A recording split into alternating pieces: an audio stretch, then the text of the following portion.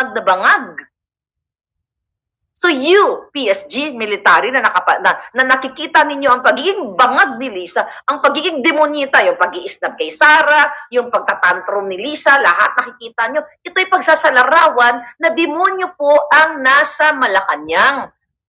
At alam na alam kong jijimonyo yung mga yan. Kasi mga user at mga sinungaling. Bakit mga sinungaling? Ang sabi, ibangon kayo.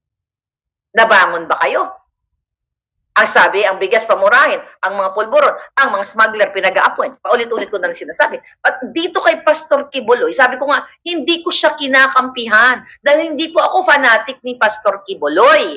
Hindi nga ako nag-share ng kanilang, kasi kung fanatic ka lahat, bawat kibot nila, ay isi-share mo. Diba? Senior ko lang yung mga post nila nung si Kuting ay nagkaroon ng debate, ng ano dyan, ng kunyari na debate sa SMNI, diba? During the election. Pero tinitignan natin yung anggulo ng panggigipit kay Pastor Quiboloy. Nag-agree ba ako sa lahat ng mga sinasabi ni Pastor Quiboloy? Hindi. Ba't ka mag-agree sa mga bagay na sa tingin mo ay hindi tama? Pero yung panggigipit sa kanya, ay mag-agree ako doon kasi nararanasan ko, nararanasan ni General Macanas, nararanasan nyo lahat yung panggugurgur sa ating mga Facebook account. Yung pagkukontempt kay Lorraine Badoy at saka kay Celis dyan, di ba? Na pinipilit silang na i-reveal ang kanilang source. Sila ay protektado ng batas.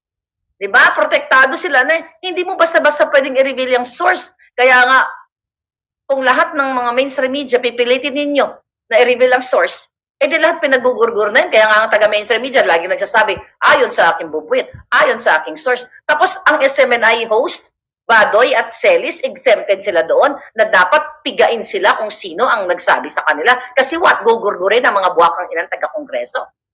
Sabi ko nga, mga palangga, kung yan ang batayan nila na i-convict nila si Quiboloy dyan sa Senado, dapat kinonvict na nila yung buwaka ng inang milyonaryo na yan, Mel Robles na yan, na mismo inamin na yung mga nanalo sa lottery na nilagay nilang picture ay hindi totoo, edited. At nakita nyo yan, million viewers yan sa TikTok, sa lahat ng social media.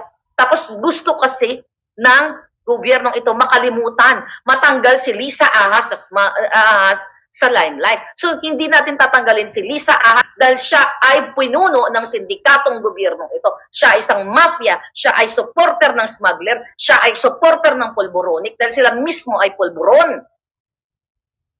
Paulit-ulit na lang natin sinasabi yan, mga kababayan. Okay? Paulit-ulit ko na lang sinasabi sa inyo, ayan si Michael Ma, paulit yung smuggler na kasabwat nila, ayan kasama nila sa negosyo. Diba? January pa lang of last year sinasabi ko na sa inyo yung mga kababayan.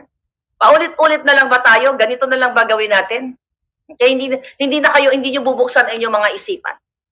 Oh, ayan, mga nakawala, Chandiramani, mga nakawalang non-bailable ang mga cases. Sino lahat ng may author niyan? Si Lisa Smugs, ayan si Sayarot na pulburonic, kasama na naman, mas papuntang New York. Paulit-ulit yan mga palangga, balikan nyo ibang mga video ko. Yan ay sindikato, ayan. Ayan, Ashgard, yan. Ashgard owner, yan mga kasabot ni Lisa Smugs sa mga hakni, ayan, pag dukot ng mga papeles and everything. Ganyan si Lisa Smugs. Demonyo yung hinayupak na yan. Ayan. Nakita ninyo? Yan sa loto-loto na yan. Di ba? Ninakaw nila sa clothing company. Yan, bakit hindi gawing ikulong na yung mga hayop na yan or pabulokin sa bilangguan pero hindi ginagawa? Si Quiboloy lang. Dapat si Quiboloy. Idiin sa Senado, ganito, ganyan, ganun. Kumuha ka pa ng mga testigo. Kaya sabi ko, ganun ba ang korte? Isang panig lang ang pakikinggan? Ayaw ni Quiboloy pumunta dyan kasi di naman korte yan eh. Dahil gigipitin nyo lang yung tao, pipilit nyo ng gusto ninyo. Ano namang ang laban ng tao? Na kapag nagsalita, iko-contempt ninyo. Nakita nyo naman kay Lorraine. Si Celis, pinagpatayan ng mikropono, ayaw pagsalitain. Gusto ng mga masyondang kongresista, sila lang ang pakikinggan. Diba? Si Ka Eric, nagsalita doon nung time na bago sila, nung kinontempt sila. Ano ang laban ni Quiboloy dyan sa Senado? Siyempre, may nakatanim na yan na mga question para ninyo gisahin at gipitin at ipahiya sa buong mundo at sasabihin na siya ay convicted na based on that bullshit na hearing ninyo in aid of legislation.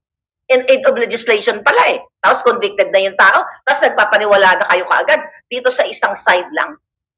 Ang pag sasalang naman ng kaso ng kaso ay dalawang side. Yung testigo at yung nasasakdal. Ngayon, hindi yan ang korte na dapat idinig si Kibuloy. Doon sa Korte Suprema, doon sa korte, yun ang ginigipit niya na siya ay protected ng kanyang constitutional rights. Ang mag-a-agree ako dyan, mga kababayan, dahil yung mga putang ina na mga kongresista at senado na yan, mga bayaran, lumalamon ng pera natin. Harap-harapan. Diyan sa parsahang initiative na yan. Mismo si Amy Marcos nagsalita na pinagbabayaran, may mga ebidensya pa, may mga picture pa, tapos hanggang ngayon, cover up. Pagtatakpan na lang, sa halip, ang ginagawa ng mga kongresista, every other day, nagtutoka-toka sila ng hearing para kalimutan yung issue at tirahin si Sara, mga Duterte, at pabanguhin si Tambalustos. Sinabi ko na sa inyo yan, the purpose of that hearing sa House of Representatives, para kalimutan ang issue sa kanilang pagnanakaw o persahang initiative. Gamit ang pera ng bayan. Imbis na mag-focus sila na magpasa ng mga batas na makakatulong sa mamamayang Pilipino, ang pinopokus ng mga migao, na mga alpot-patutot dyan sa Kongreso. Yung mga botod, katulad ni Tambalos, ang focus nila, yung mga propaganda nila. Propaganda na pabanguhin sila at atakihin ang Duterte. Ang Duterte, ang Kibuloy, magkarugtong ang kanilang bituka. Dahil si Sara humihingi ng ng gabay. Mga palangga. So, alam natin kasi malulubat na pala ang hitad. Okay. Ngayon, mga pagkababayan. So ito nangyayari, kailangan nyo nang mamulat. Kailangan nyo, BBM resign ka talaga, sabi ni CW. Okay? So, kailangan ninyong gumising na at ang mga kongregasyon, ating pati yata INC, may nabasa ako kanina, na, sukang-suka na sa gobyernong ito. Kailangan nyo nang magmarcha sa kalsada para magsalita at ipahayag ang panggigipit, ang pagmamalupit ni Ahas, ni Lisa Butod. Yung hayop na yan, sabi ko nga, vindictive narcissist yan. Yan ay naghihiganti sa mga Duterte. Naghihiganti ang hinayupak na yan dahil hindi nabigyan ng pwesto si Coting Jr. First-hand information yan. Si Ahas mismo ang nag-utos sa akin na hindi ko sinunod na i-push ang buwaka ng inang Marcos Jr. na yan, na i-appoint ni Duterte. Inutusan ako ni Lisa Ahas Marcos na kausapin ang mga Duterte, si Senator Bongo, na i-appoint ang kanyang asawa. Kaya bitter yan forever, yung buwaka ng inang yan, at uubusin niya ang pera ng bayan. Sa pamamagitan ng what? Party there, party here. Nakikita nyo naman ang ginagawa nila, pa-fireworks and everything. Nakikita nyo yung pag-travel, hindi yan fake news. Sila ang gumagawa ng downfall nila. Sila ang gumagawa ng pagbagsak nila. Hindi tayo, dahil tayo ay kritiko lang. We are part ng pagligwak sa kanila dahil sa kahayupang ginagawa nila sa kaba ng bayan. So yung mga statement ni Pastor Kibuloy na siya ay nanganganib ang kanyang buhay, yan ang way niya para sabihin sa taong bayan na hey, na kapag may nangyari sa akin, pag ginurgura ko, wala nang iba kundi ang gobyernong Puting at Ahas. Di ba pinangalanan ni Kibuloy, si Lisa Ahas at Smugs. At yung budo-budo na yan, pinag-usapan ba natin kanina, yung budo na naputol tayo. Yung budo-budo na yan, yung black magic na yan, totoo yan.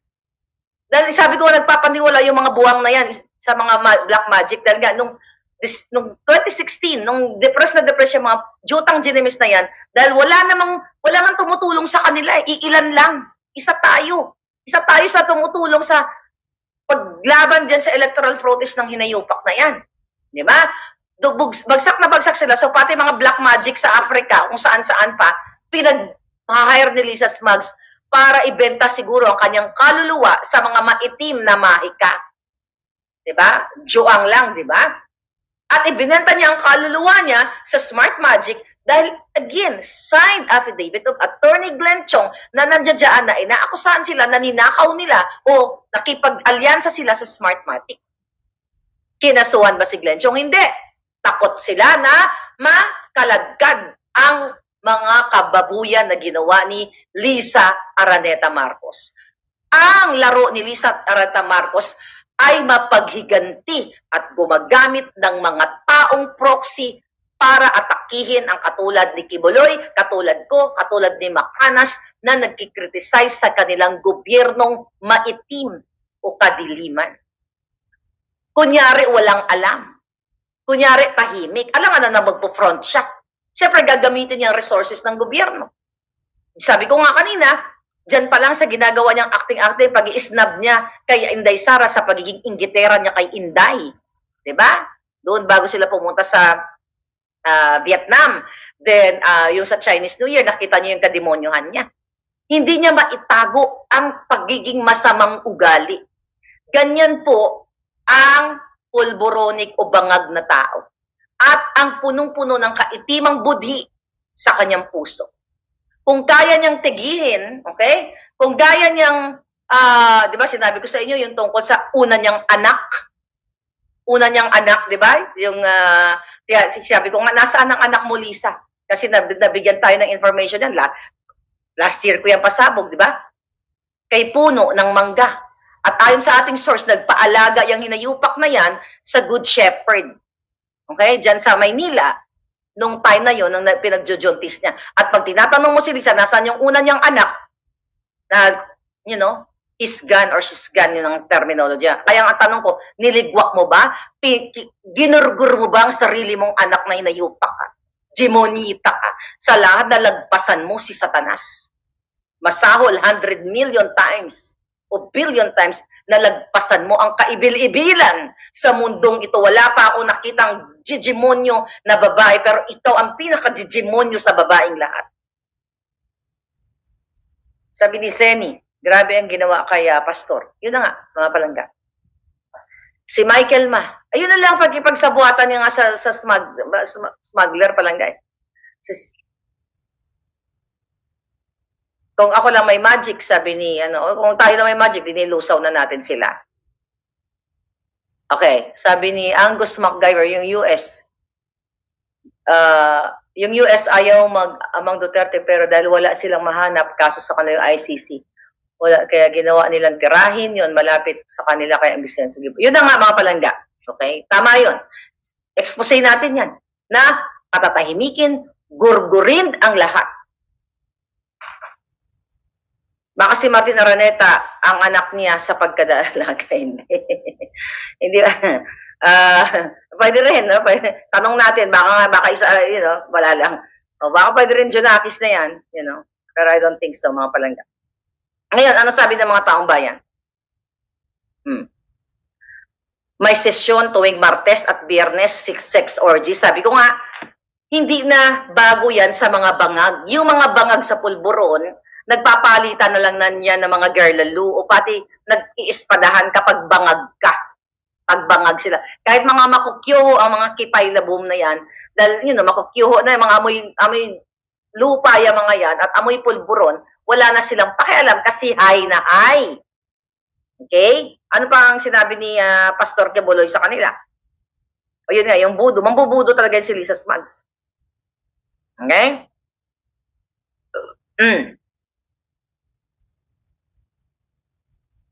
Kung ano yung matino, SMNI, pinatigil nila. Ayan, ang dami nagko-comment dito. Magpakalasing sila sa kapangyarihan at pangungurakot ng kaban ng bayan, may hangganan ang lahat ng bagay, sabi ni Elizabeth Fabro. Alright? Let's stand for our freedom and democracy. Kailangan ligwakin na ang gobyernong ito. Kailangan na talagang ligwakin nyo na yan. Kaya sabi ko, men in uniform, kayo mga PSD, nakikita nyo, kayo ang makaka-witness yan. Yung mga sinasabi ni Pastor Kibuloy, kayo makaka-witness yan ng mga orgy-orgy na yan. Ang mga pulburon, ang mga PSG po ang makaka-witness niyan. Sila ang nakakakita dahil sila ang mata 24/7. Kaya nga, paulit-ulit kong sinasabi, kayong mga men in uniform, kailan kayo magsasalita? Binababoy na ang ating bayan. Pulboronic here, tsuktsakan there. Bilihan, bayaran, bribery. Hindi pa ba sapat ang inexpose ni Amy Marcos na si Martin Romualdez, si Tambaliza, yan ay magkakasabwat na binabayaran ang mga kongresista? Hindi pa ba sapat yan? Bulok na bulok, bagsak na ang gobyerno, ang taong bayan. Actually, ang gobyerno sila ay nakumakamkam. Kawawa na yung Pilipino, lahat magnanakaw. Kongresista, Senado, lahat magnanakaw. Di ba kaya sila nandyan, tagagawa ng batas para mapatagitili ang taong bayan? Sila ang nagnanakaw. If you talk about infrastructure, sila ang nagnanakaw. Privatization and everything. Di ba? Si Kibuloy, ano ba ang role ni Kibuloy dyan? Nagnanakaw ba si Kibuloy? Bakit siya tinutugis? Bakit siya tinutugis ng Senado? Okay, pag sabi ko nga, ganito, maraming kriminal, maraming maninegi, maraming nagmumulesya, maraming kumikitil ng buhay, okay? Maraming nang-aagrabyado or yung katulad ng binabato nilang issue kay Kibuloy. Di ba? Bakit si Kibuloy? Ay special ba si Kibuloy na dapat sa Kongreso? Bakit yun ang pinagtutuunan ng mga hinayupak na yan? Kasi kung meron man pagkakasala si Kibuloy, unang-una, hindi siya politiko. Private siya. Wala man pwesto sa gobyerno yan. Wala man siyang ninakaw sa gobyerno na katulad ni Risa, katulad ni Tamba na nagbigay ng 20 million. So kung meron man si Kibuloy na nagawang kasalanan na doon sa mga nagtistigo, hindi yan ang tama sa Senado na dyan sa ihihiring. Dahil nasabi nga niya sa korte niya haharapin. Pero bakit ginagawa ng buwaka ng inang gobyernong ito? Kasi nga, Tambaliza motivated. Puting Junior motivated. Ito ay dahil gusto nilang burahin sa landas o sa mapa ng Pilipinas ang mga Duterte. Ito po ang ginagawa kay Kibuloy, galit na pinagsama-sama ng hayop na gobyernong ito sa mga Duterte. Dahil in-expose ni Duterte na si Marcos Jr. ay bangag noon hanggang ngayon. Bangag na bangag pa rin at siya ay gumamit o user o adictus benedictus sa pulburon. O ulitin ko, si Amy Marcos ang nakiusap na manikluhod kay Duterte noon na wag isama si Marcos Jr. sa pulburon list. Di ba? Yan ang katotohanan. Dapat isplok na yan ni Pangulong Duterte. Ay, si Pangulong Duterte sa Cebu sa February 25. I hope Pangulong Duterte wala ng filter-filter, itodo na natin. Well, again, it's your strategy, Itodo mo na lahat para, magising na lalo ang taong bayan. Ilabas nyo na ang dapat ilabas. Kasi itong kay Kibuloy, si Kibuloy ay isa lamang parang kung sa gyera ay, anong term doon? I can't think the word. You help me palangga. Siya lamang ay, yung si Basa na makarma. So, si Kibuloy lamang ay produkto, okay? Produkto or biktima, casualty, thank you, Estelle, yeah. Casualty ng galit, okay? Ng galit nitong gobyernong ito. Hindi siya talaga ang diretsahan na target, kundi ang mga Duterte. Casualty of war. Tama, palangga. Thank you. So ngayon, mga kababayan, ang target dito is si Duterte at si Duterte. Dahil nga nagsalita na yung mga Duterte. At si Duterte ay may platform, the only platform na meron si Duterte ay ang SMNI. Ulit-ulitin natin, Nobyembre pa lang, lagi kong sinasabi sa inyo yun. Diba? Ano ang sabi natin dyan sa inyo palangga?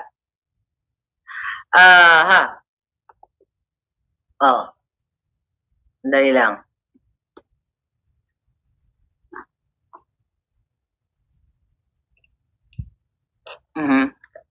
So, yung ginagawa nila ngayon sa kay Kibuloy, panggigipit lahat sa atin yan. Kaya kailangan nyo nang magsalita. Kibuloy, Kibuloy, Kibuloy, puro Kibuloy. Diba? Sabi ko nga, nung Nobyembre, umandam kayo, humanda kayo, tayong lahat. Hindi ko nga akalain na ako isa sa unang biktima na take down lahat ng Facebook natin. Sinampulan na nila ako. How much more si Kibuloy? Dahil nakadikit ang pangalang Kibuloy sa mga Duterte. So this is all about tambalisa. Gobyerno po ang kalaban ng Pilipinas, ay ng Pilipino. Senado, Kongreso, Malacanang ang kalaban ninyo. Sino kakampi nyo ngayon? Tayo. Kaya kailangan nyo magsama-sama. Nakita nyo? Yung pambubudol ng mga hayop na yun, gusto nilang pagtakpan. Nakita nyo yung ginawa ni Tambaloslos nung pumunta siya sa Cebu. Anong ginawa ng mga buwaka ng inang yan? Bumili ng 25 pesos per kilo na bigas sa NFA. Gamit ang pera ng mga Cebuano. Then, ibinenta nila ng 20 pesos. Dilugi na naman ang gobyerno, di ba?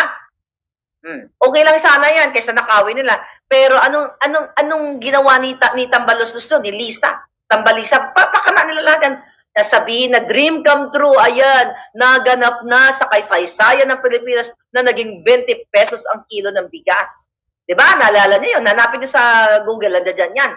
Pero, agin panglilin lang. Wala, hindi naganap ang 20 pesos per kilo na bigas. Sa halip, bumili sila ng mahal, then binenta nila ng 20 pesos, then nagpa-picture, nagpa-press con, 20 pesos na. Edi, julul. Para lang sabihin na ang 20 pesos ay nangyari dun lang sa part ng Cebu at pangloloko, hindi naman talaga naging 20 pesos ang kilo ng bigas. Yun ang gusto nila, kaya tinatarget ang mga kritiko like Kibuloy, like me. At ulit-ulitin natin, tama ang hakbang na ginawa ni Kibuloy na i-announce kapag siya ay nategi, wala nang iba kundi ang gobyerno ni Kuting Jr.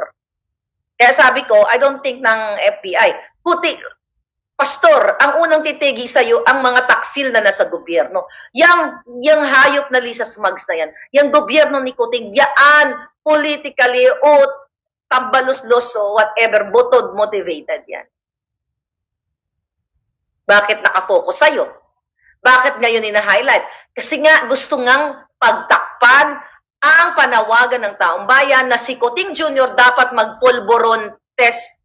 Diba? Inakusahan, binokilya siya ni Pangulong Duterte na siya ay pulboronic. Ano ang sabi? Ikaw, nagpipenta ka. Diba? Imbis na sagutin ang issue. Kaya nga hanggang ngayon, ayaw nilang sagutin, pag-test ng hinayupak na yan, kung siya ay patuloy na gumagamit ng pulburon. Bakit ayaw magpa-test ni Kuting? Kasi, mga kababayan, andyan pa rin sa sistema niya yung pulburon. Magkaroon ka nga naman ng pulburon na presidente, warak-warak talaga ang kinabukasan ng bayan. Nakikita nyo kung gaano kawarak ang kinabukasan ninyo. Kahit may sakuna, may lindol, at kung ano-ano pa, ang Kuting nyo ay nagpa-party. Natutulog, nagpapanggap na kunyari may COVID, may mga ganyan-ganyan, para maiwasan o hindi niya mapuntahan yung mga taong nangangailangan ng tulong. Pero pagdating sa let it be, pasayaw-sayaw sila dyan sa Malacanang, lagi siyang present. Laging present sa kasal. Laging present sa kung ano mga party. Diba? Gusto nilang pagtakpan yung pagpwersa nila sa mga empleyado ng gobyerno noong January 28 na nagbigay sila ng memo na forced to attend doon sa kick-off party nila. Kaya sabi ko, susunod kick-out na. Kick-off party sa Malacanang, sa Luneta. Carino Grandstand. Diba? Pinwersa nila at nagmudmud ng mga pera doon, binayaran nila yung mga attendees through ayuda-ayuda para sabihin sila ay malakas pa. Mataas pang rating ni Kuting, pero no, hindi mataas ang rating. Sabi ko nga, nung nanonood sa kanya, 9,000 lang. Ay nanonood sa akin noon, after that, 15,000 views. Kay Pangulong Duterte, ganun din. You know what I mean? Ito ay pagtatakip. Si Kibuloy lamang ay isang biktimang katulad ko, katulad mo. Ulitin ko, mga kapalangga, hindi ko sinabing si Kibuloy ay inosente sa mga kaso niya dito sa Amerika at ang inaakusan. Ang gusto lang natin mangyari, litisin siya sa hukom. Hindi dyan sa Senado. Kasi kung ganyang naratibo, ulit-ulitin natin, ganyang naratibo ang gusto ninyo na kapag ang tao ay nag-hear sila dyan sa Senado ay kung ano ang statement ng mga kinari-karay nilang mga resource person, ayun na ang paniniwalaan ninyo. Then, kung sa case na yan, edi sana kinulong na ng forever yung mga inakusahan ni Amy Marcos, may ebidensya pa yun, hindi lang siya mere accusation, may ebidensya na binayaran ang mga kongresista at ang mga abogadong kasabwat nila sa perma-perma sa puwersahang initiative na yan. At again, sa loto at sa smuggling, doon pa lang sa smuggling, January ko pa sinasabi sa inyo na ang smuggler na si Michael Mann, nakasabwat nila Lisa Smugs, kinancel nila ang hearing. Tapos in the point pa ng special envoy to China. Diba? Yan ang dapat kinakaray-karay na. Pero wala. Ang gusto nilang i-highlight si Kibuloy, si Duterte. Tapos gipitin ang mga supporter nila. Ayaw nila mag-file ng case kay Kibuloy kasi wala namang ebidensya na bakod, sabi ni Ma'am Z. Yun na nga. Kung may mga ebidensya nila, solid na evidence, i-file na nilang diretsyo. Kasi sinasayang nila ang pera ng taong bayan dyan sa Senado, yung NAID of legislation, eklabush nila. Mayroong tamang lugar na parang hablahan o maghabla sa mga taong nagkamali. Si Kibuloy lang ba, kung yan ang titig ko, yung mga pagkakamali na inaakusa sa kanya, siya lang ba ang merong ganyang klaseng pag-aakusa sa kanya? Ang dami. The reason why siya talaga ang pupunteryahin, gusto tayo lahat patahimikin. Imagine nyo ang Kongreso, pati Facebook, YouTube, lahat ayaw nilang magkaroon ng SMNI. Gusto nila i-cancel lahat, na-cancel na nila, di ba, sinuspend na nila. Tapos sabi ng mga buwaka ng inang kongresista, ay hindi, pating Facebook nila, pating YouTube, dapat tanggalin. Nasaan ang demokrasya? Kahit ang mga nasasakdal na mga kriminal ay mayroon silang karapatan na magsalita. Meron silang karapatang marinig. Itong mga ito, SMNI, lahat ba sila dyan kriminal? Lahat ba sila dyan ay na-convict na? Wala naman na-convict isa sa kanila. Facebook, YouTube, gusto na nilang patahimikin? Imagine niyo kung ganito ang klaseng gobyerno, kung nasaan nagkaroon tayo ng social media platforms, lahat patitigilin nila, lahat isa-shut off nila. It's the same thing with me, ito Facebook account, Facebook page. Pina-shutdown nila, like almost 1.1 million subscribers. Again, sabi ko nga, mga palangga, kahit i-shutdown nila, like ako yung Facebook ko, yung bunganga natin, aalpas yan. Dahil gustong marinig ng taong bayan. Nasaan? Gamitin niyo yung utak nyo. Bakit pa-shut off nila? I-shutdown nila, pati Facebook and YouTube ng SMNI.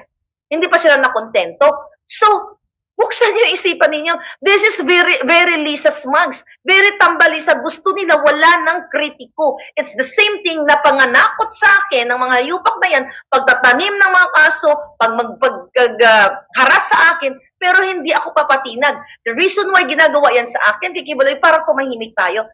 Over my dead body. Hanggang sa huling patak ng dugo ko, Lisa, hindi ako magpapasindak sa yung gaga ka. Kahit sa huling patak ng dugo ko, sisiguraduhin ko na ang mga paa mo ang pumantay ng mabilis. Hindi ako. Taong bayan ang maghuhusga sa yung giatay ka. Ano ang laban ko pagdating sa pera? Dahil bilyong pera, trilyon ang ginagamit ninyo sa panggigipit. Ako? Walang pera, pero lalabanan ko kayo sa katotohanan. Sa pamamagitan ng boses ko, boses ng mga Pilipino, tatapusin namin ang laban na ayon sa Pilipino, hindi sa mga sindikatong katulad nyo. Hindi ko kinakampihan si Kibuloy. Wala akong alam sa kanyang kung ano man ang kanyang mga ginagawa na binabato sa kanya. Pero ang panggigipit ninyo sa isang taong hindi politiko ay isang panggagago, pangbababoy sa karapatan. Sabi ko nga, kung ang kriminal ay may karapatang magsalita, karapatang kumuha ng abogado, si Kibuloy, wala ng karapatan dahil gusto nyo nang litisin. Si Celes, si Lorraine Badoy, gusto nyo nang ikulong forever diyang mga hayop kayo. Pero ang mga abogadong kasabot ni Tambalostos ang tumanggap ng 20 million sa persahang initiative na yan, si milyonaryo sa Robles na yan sa pagpapanalo sa loto, pagnanakaw ng pera ng mga mananaya, absuelto. Kaya Rapi Tulfo, magkano ang binayad sa'yo ni Lisa? 1 billion ba? Kaya tumahimik ang hayop ka. Lahat kayo. Hindi ba nakakagalit yan? Mga palangga, hindi ba nakakagalit yan? Si Kibuloy ba nagnakaw yan? Hindi. Again, hindi ako makampi sa kanya. Wala namang ninakaw yun katulad ni Lisa na nakipagsabuatan sa smuggler, nakipagsabuatan sa Bureau of Customs, nakipagsabuatan sa BIR, nakipagsabuatan sa Okada, Manila. Nandoon ang hayop na yan. May ebidensya tayong hawak dyan na nakipag-mediate yan sa sa dispute, okay, ng Okada, lahat gustong pagkakwartahan. Sila ang kalaban ng bayan, hindi ako, hindi si Kubuloy, hindi si Duterte. Ito ang gobyernong itong manggigipit, nagbabayad ng trolls. Pati mga dugyot, binabayaran. May ebidensya ako? Yes! Ilalabas ko ba ngayon? Hindi, kasi mapapahamak ang nagbigay sa atin kasi nandiyan pa siya sa Pilipinas, baka gurgurin. Katunayan na hawak ko na may mga conversation, ando doon pa ang pangalan ko na isa ko sa gusto nilang, hindi isa, na ipa-take down. The agenda there is i-take down ang Facebook ni Maharlika. At ang mga conversation nila ay pag-aaway-away sa mga perang hindi ibinibigay na payola na galing sa presidential communications. Kaya manahimik kayo mga jutang ginimas. So, hindi kayo mananaig sa kasamaan. Mananaig ang katotohanan. Hayop kayo. Ganito po ang sistema. Ngayon, uuwi kayo sa Pilipinas, mga OFW, huwag kayong umuwi. Magpakayaman kayo dyan. Kung pwede kayo magstay sa mga bansa ninyo, you stay there. Dahil pulboronic na ang gobyerno natin. Ako, nung sinuportahan ko si Kuting, naririnig yun naman ako. Sabi ko, uuwi ako ng probinsya namin, magtatanim na lang ako ng kamote, mag-garden ako, kasi yun yung pangarap ko eh. Simple lang ang pangarap ko eh. Magkaroon ako ng bahay kubo. Pagkapi-kapi lang ako doon, hindi ako nangangarap na kumuha ng bilyon sa Pilipinas. At di ako nangangarap na magkaroon ng pwesto sa gobyerno. Ang sabi ko, pag nanalo si Kuting, ang mga farmers, ganito na, ganyan, mga livelihood program and everything, sana dumami na para mga OFW makabalik na, Isa ako sa mga nangarap na makauwi ng Pilipinas para mag-enjoy ng buhay. Sabi ko nga, burahin na ang mga NPA, yung mga nag-extort ng pera sa mga magsasaka, nag-extort ng pera sa mga magbababoy, nag-extort ng pera sa mga maliliit na negosyo. Ano na nga nangyari ngayon? Kasabwat na ng gobyernong ito ang mga NPA na gumugurgur sa inyo, sa mga baboy ninyo. You know what I mean? Yung mga negosyo ninyo. Yan ba? Sinabi ko yan, mga palanggan nung sinuportahan ko si Kuting. Anong nangyari ngayon? Mafia. Pulburon. You speak up bago mahuli ang lahat. Ang panggigipit po, lalo na kay General Macanas, isang halimbawa na gusto tayong patahimikin lahat. At naniniwala ako na ang kaso ni General Macanas ay mababasura sa panggigipit ni Ana Corda na kasabwat ni Lisa. Itodo ko na. Tinawagan ako ng kaibigan ni Acorda. Kailangan nating malaman. I'm not gonna mention name. Nung time na binobolya ko si Acorda, ang kapal ng mukha mo, inutusan mo, kaibigan mo, tinawagan ako ng kaibigan niya. Ngayon ko lang sasabihin. Kasi, I'm very emotional and you have to know. Para tumahimik ako. Kasi sinasabi mabuti ka, ganito, ganyan, magganyan ka. Okay? Ano ang sabi ko sa kaibigan mo, Acorda? Tanginan nyo, pareho kayo. Kasi si Acorda ay karugtong na bitukan ni Lisa. Anong sabi ko? Grabe naman kayo, sir. Sabi ko, siner ko pa nga, yung kaibigan mo. Ano ang laban ni Macanas sa panggigipit ninyo? Alam ko na this is motivated by smugs. Pero sabi ko, sana inisip, doon sa kausap ko, inisip ni Acorda na itong kabaro nila na si Macanas ay wala namang ginawang masama sa kanila. At ito ay panggigipit. O hayop kayo, akala ninyo ma-repair nyo ako, tangina ninyo, akala nyo makuha-kuha nyo ako sa patawag-tawag ninyo. Lalabanan namin kayo hanggang sa uling patak ng dugo ng Pilipino. O sigurado namin, mga dugo nyo lahat pumatak. Hayop kayo. O pumantay ang mga paa ninyo. Mga buwisit kayo. Diba? Yan po, gusto ako aregluhin. Gusto ako aregluhin ng mga yan. Nagpa-areglo pa ako? Ano sabi ko kay General Macanas? Lalaban tayo, sir. Maghahanap tayo ng mga taong makatulong sa atin. Patutunayan natin sa buong mundo na ang ginagawa sa iyo, General Macanas, ay panggigipit dahil ikaw ay nagsasalita o kritiko ka ng gobyernong ito. Hindi kayo magwawagi. Hawak nyo man ang pera namin ngayon. Hayop kayo. Hawakan nyo lahat yan. Pero sisingilin namin kayo.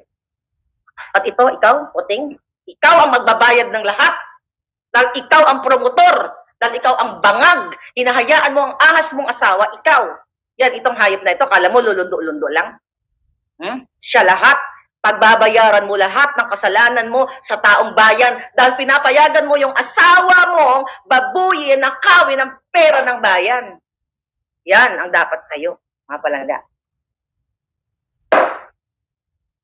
Nakakakilabo talaga. Ano to, gawa-gawa lang namin yung pagigipit sa amin?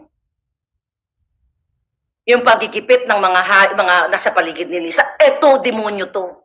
Ang kalaban na natin, masahol pa kay Satanas. Dilagpasan niya, sabi ko sa inyo. Kaya kailangan yung pumilos, magsalita. Men in uniform, kayo ang sumumpa sa flag. Kayo ang nakaharap dyan. Kayo dapat ang magprotekta sa Pilipino. Hindi pinoprotektahan niyo ang sindikato at mafia.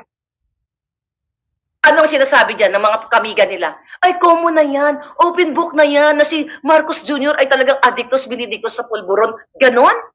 Even ang mga kaibigan nilang mga alta, mga negosyante. Nung umuwi ako sa Pilipinas dyan, halos lahat sinasabi sa akin na si Kuting ay isang pulburon. Kaya hindi ako makapaniwala eh. Kaming even sa mga closest friends, relatives na pulboronic si Kuting. Eh, kung pwede ko lang i-expose lahat ng mga pangalan na nagsabi sa akin, mga palangga, na relatives nila. From Araneta, from Marcos, lahat. Tabalos-los, relatives ng mga mga hinayupak na yan. Kaibigan, kung pwede ko lang, hindi ko pwede ipahamak yung mga tao yun kasi gugurgurin nila na sinasabi sa akin na si Bongbong Marcos ay isang bangag na bagak at pulburon at si Lisa ay isang ahas. May 6 na namatay na sundalo sa Lanao, sabi, check it. Missing in action. Ayun na nga eh. Kawawa kayo mga sundalo. Doon na lang sa issue na yan, yung mga insertion ng budget, tinatanggalan po kayo ng pensyon. Ang pensyon ninyo, ginagasta nila. So ano na lang ang future ninyo? Not only mga sundalo, tayo mga pensioners, SSS, nilulustay nila ang pera natin. Ini-invest sa ganito, sa ganyan. Ng palugi. Actually, meron tayong information na nakarating na ininvest ang pera ng SSS pero hindi ko pa kasi nabasa sa mga bilyar. Pag nabasa ko na pag-aralan natin, we'll talk about that. Kapapasok lang. Ha? Ininvest. Kung naalala ko lang sa message, yung nag-invest tayo ng share, ang gobyerno, 11 pesos per share. Tapos, mga palangga, bumagsak yung certain na yon, business na yon, bumagsak yung share ng $1. So, kung di ako nagkakamali, like 700 something million pesos ang lugi ng pera ng gobyerno, pensioners' money. So, eto yung pinanggagalingan natin, yung galit at puot na pinanggagalingan natin, hindi natin to nararamdaman kasi trip lang natin. Sino ba naman tao magalit ng walang dahilan? Ano ka, buang? Juang lang. You know? Bangag lang ang nagagalit ng walang dahilan. Bakit nagagalit si Ahas sa atin? Bakit nagagalit si Tambaluslos? Bakit tayo ginigipit? Walang dahilan. Okay? Walang dahilan na may ginawa tayong mali. Ano bang mali natin? Nagnakaw ba ako? Hindi. Ang dahilan, dahil sa utak nila, tayo ay sumisira sa kanilang discarding pagnanakaw sa kaban ng bayan. Hindi sila, buti sana kung nagagalit sila sa atin dahil si Maharlika ay binandalize ang isang building o isang painting na treasure ng Pilipinas o si Kibuloy ay ninakaw yung ganito. You know what I mean? Ang galit nila sa mga kritiko, hindi dahil tayo ay sumisira ng lipunan. Ang galit nila dahil tayo ay nakakasira sa kanilang diskarte, dahil dinidisclose natin ang kababuyan, ang mga budo-budo ni Lisa, ang mga orgy-orgy nila, ang mga pulburon-bulburon nila, ang pagnanakaw na, yun yung reason, mga kababayan. Kaya sila nagagalit sa atin. Hindi dahil tayo ay gumawa ng kasalanan sa batas. Sila ang gumawa ng katarantaduhan sa atin. Ang pangluloko. Yung loto na lang na 433 na nanalo. Yung sibuyas noong January. Na ngayon, ang bigas. Ngayon, privatization. Puwersahang initiative. Ano pa ba? Ayaw niyong gumising. Kailangan pa bang ganon-ganonin ko kayo? Men in uniform? Para kayo gumising? Hindi niyo ba nakikita ang naglilimahid na Pilipino? Ang 1,000 wala nang halos matira. Yung mga manggagawa ayaw itaas ang kanilang sahod dahil humihingi lang sila ng 100 pesos na aumento. Ayaw ibigay ng mga oligarchs, ayaw ibigay ng mga negosyante na nakapaligid kay Lisa Smugs kasi gusto kayong magiging alipin-alipin at pumatak lahat ang dugo ninyo sa paghihirap ng pagtatrabaho. Yan. 100 piso lang, ayaw daw, hindi daw pa kaya ng mga negosyante. Hindi kaya? Ay putangin na, tignan nyo, billion-billion ang kanilang mga assets and income.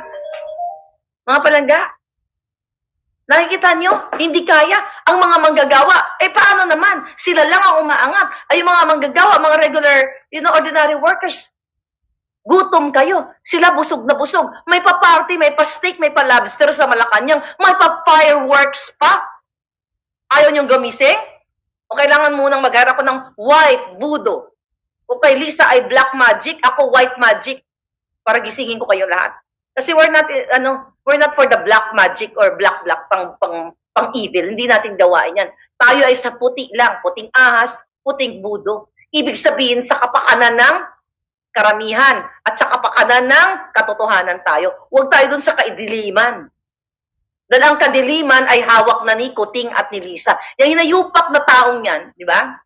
Yung gagong yan. Kaya nga sabi ko, ito si Senator Amy. Di ba? Ano pa ang ginagawa mo, Senator Amy? Kung mahal mo, Pilipino, i-white voodoo mo na si Lisa.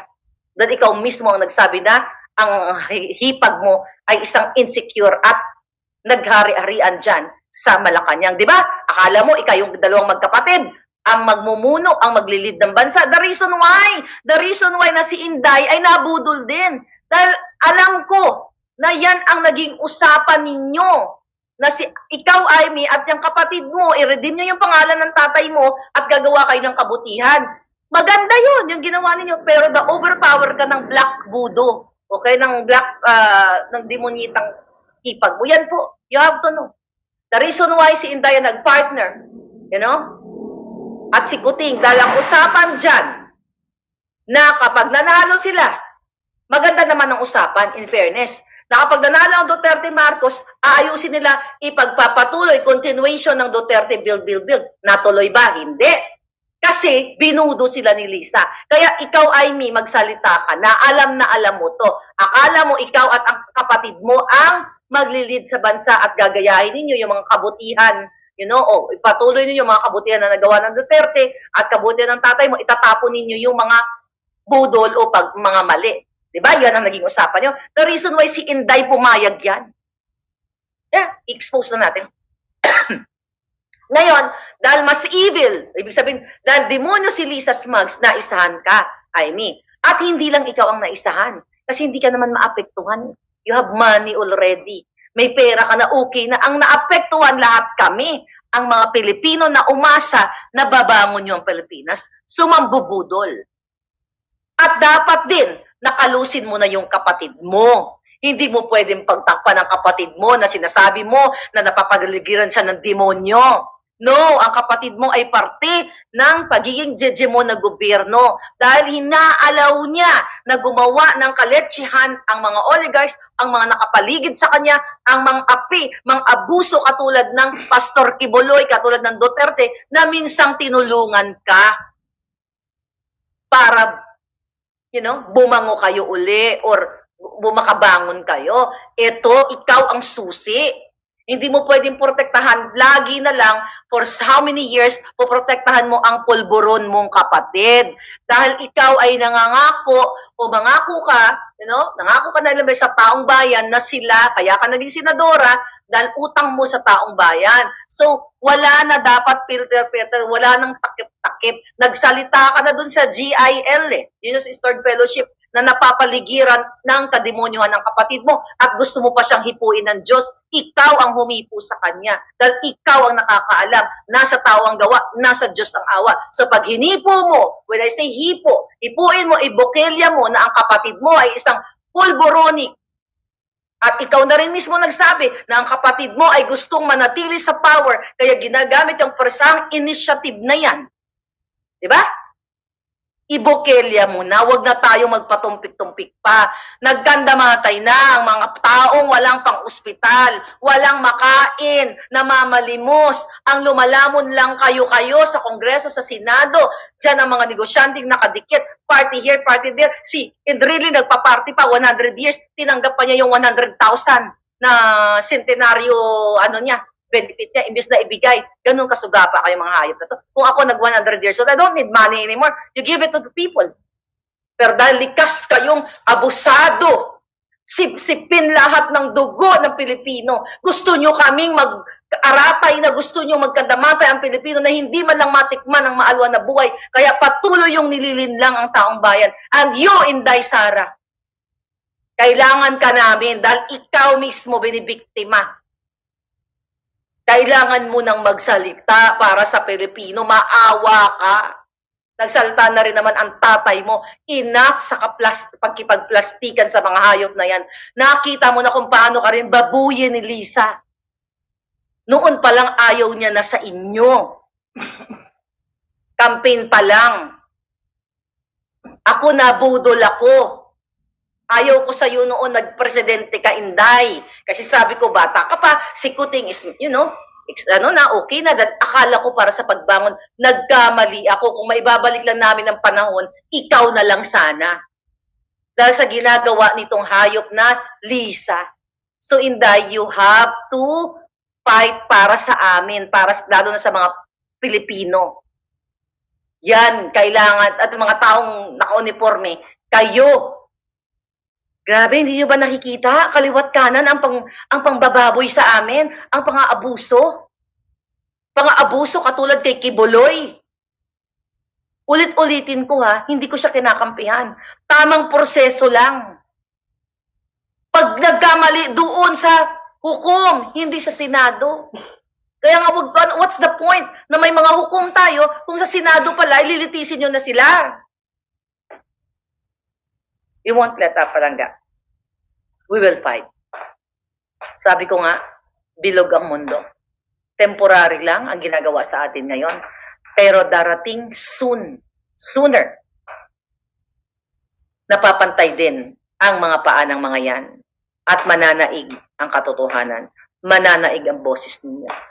Kung si Duterte na dating presidente, si Kibuloy na may kapangyarihan, si Teves na congressman na may kapangyarihan, si Bantag na kahit papaano may kapangyarihan din, ay kayang gipitin. Sino ka? Na wala ka namang pera, wala ka namang koneksyon, kaya ka ring gurgurin. Again, mga palangga, hindi po tayo titigil sa ginagawa nating pag-voice out. Tama na to, sobra na. Tapusin na natin to bago mag-Hunyo. Yan ang kinatatakot nila. Tapusin nyo na to. Utang na loob.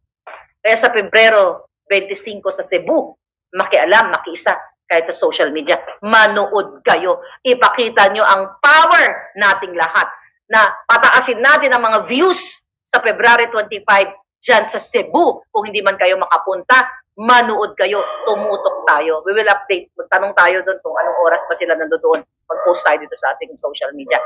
Again, panghuli kay Pastor Kibuloy at dito sa mga Duterte. Total, nagsalita na kayo. You have the most followers. Simulan na natin to. Get up!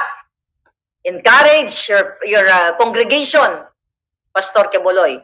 Duterte, encourage your supporters na magsalita, magmarcha, ipahayag ang pang-aapi, pagmamalupit, pang-aabuso ni Lisa Marcos at ni Marcos Jr., Bongbong Marcos Jr., aka Kuting, at ni Tambalos at lahat ng mga demonyo sa Kongreso at Senado.